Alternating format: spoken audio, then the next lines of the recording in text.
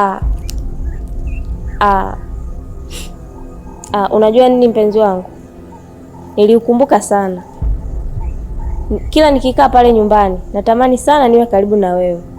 Sasa tulivyoonana nimefurahi sana.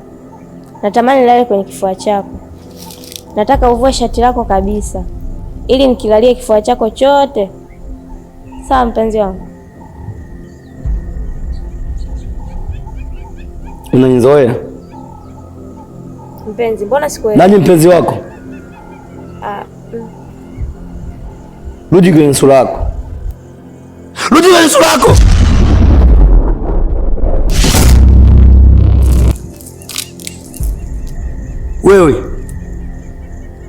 Wewe tena.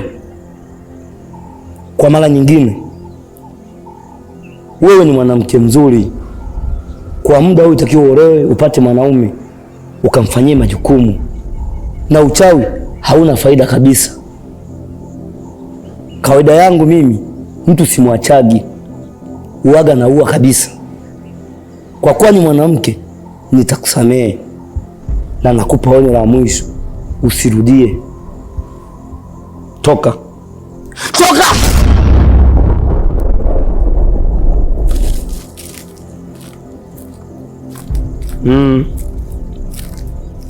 Hii imezidi.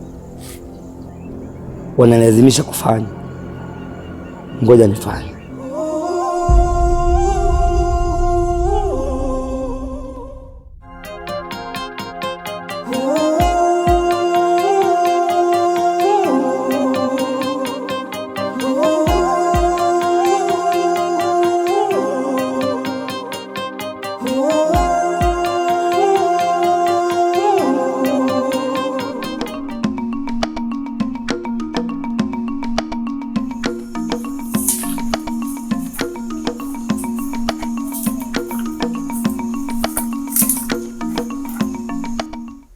Tina, kuna kitu nimesikia, lakini siamini kabisa. Nataka nipate uthibitisho kutoka kwako, na kama ni kweli, basi utakuwa umenikosea sana. Lucy, ni kitu gani umesikia kuhusu mimi? Unakumbuka ile siku nilikusimulia kuhusu wale vijana wawili walioingia hapa kijijini na ulikataa kabisa? Lakini kwa sasa nimesikia mmoja wapo na mahusiano naye.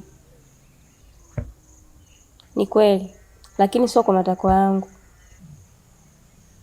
Kwa nini? Familia yangu ilinipa hiyo kazi, nimkubalie yule kijana ili niweze kuitambua nyota yake, na baada ya hapo nikifanikisha hivyo nitapewa uhuru wa maisha yangu.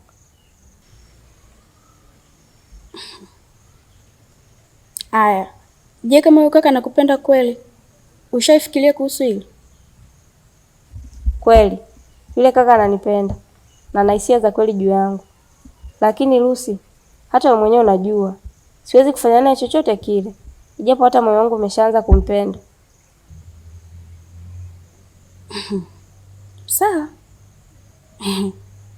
Ila mapenzi bwana. Vipi? Kwa hiyo shaigundua hiyo nyota? Hapo, sikia nikwambie. Inaonekana yule kaka sio mtu wa kawaida. Ndio maana nataka nyota yake ili aweze kumuua kirahisi. Ndio maana mimi moyo wangu uliposita. Kumuua?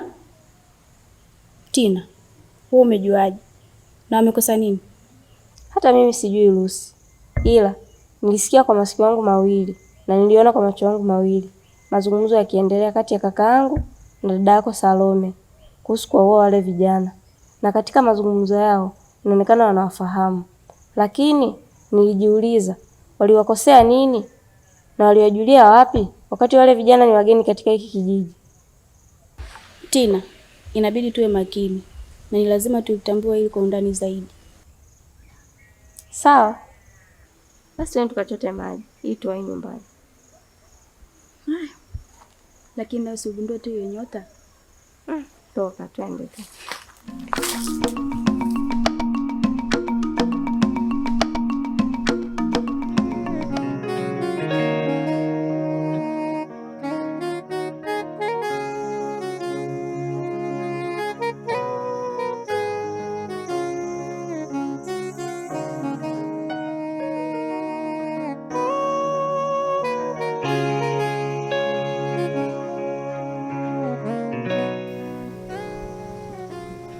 Jafet, unaamini hiki ulichochagua ni sahihi kuliko kile ulichokiacha? Na katika maisha hakuna mtu yeyote anaweza kusema mimi naua na akaua hapo hapo. Huo ni uongo. Kumbuka, mwanaume lijali ni yule anayeweza kupambana na changamoto yoyote ile inayokuja mbele yake. Shemeji, bora ningefanya yale maamuzi, wenda ningekuwa sahihi kuliko ambayo nayapitia kwa sasa.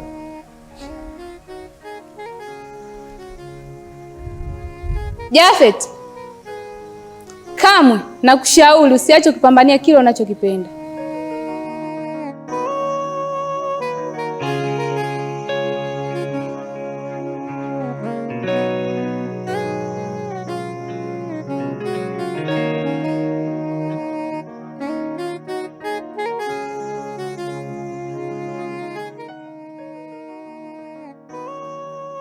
Zondo, habari yako?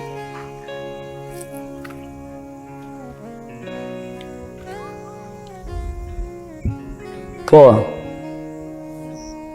Sura yako sio ngeni. Sijui nimeshawahi kukuona wapi. Mimi ndo yule tulikutana siku ile njiani. Mkaniomba niwapeleke kwa Birusi. Oh. Lakini kwa kumbukumbu yangu hatukufahamiana majina. Umenijuaje? Zondwa, wewe leo tu mimi nakufahamu. Mimi napita. Napita.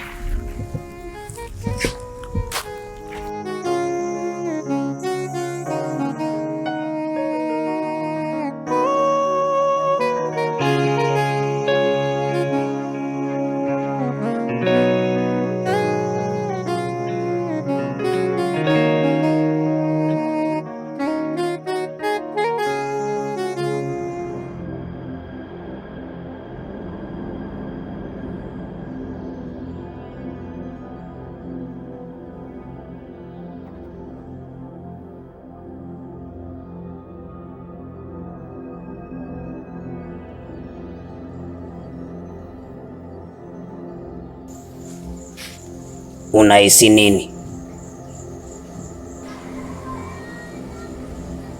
Sisi chochote. Ndo maana nilikwambia unifate. Nasikia harufu ya binadamu, mwili kuchoka, nafsi kuwa hai. Unaona huu mti?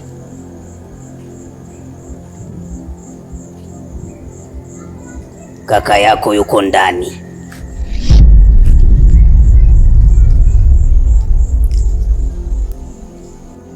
Ududu, tulisha kuonya usitufuatilie, lakini bado natufuatilia. Sasa basi, nataka kuona kile unachokwenda kukifanya. Wewe, mara ya kwanza niliwaacha kwa sababu hayakuwa majukumu yangu.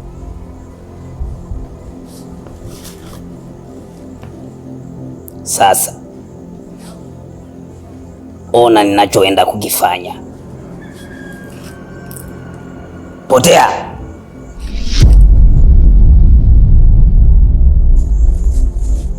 Usiogope.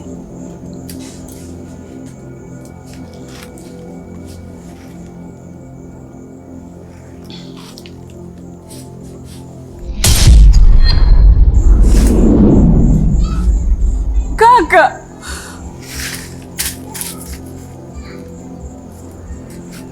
sikia, bado hajapona vizuri.